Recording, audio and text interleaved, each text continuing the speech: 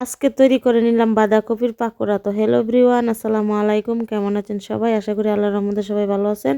তো আজকে বাঁধাকপির পাকোড়া বানাতে আমি এখানে 1.5 কাপের মতো বাঁধাকপি কুচি ধুয়ে পরিষ্কার করে নিয়েছি।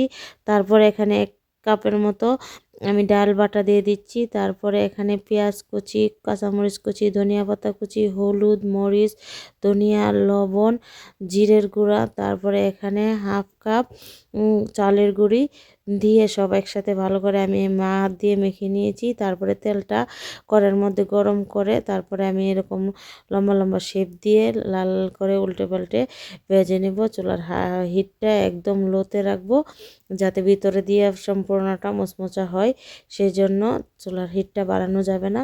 তো আর কিছুগুলো আমি গোল গোল করে একদম বল বল শেপ দিয়ে নিচ্ছি। তারপরে উল্টে পাল্টে লাল লাল করে সবগুলোই আমার ভাজা হয়ে গেছে। তো সবাই ভালো থাকবেন, দেখা হবে অন্য একটা ভিডিওতে।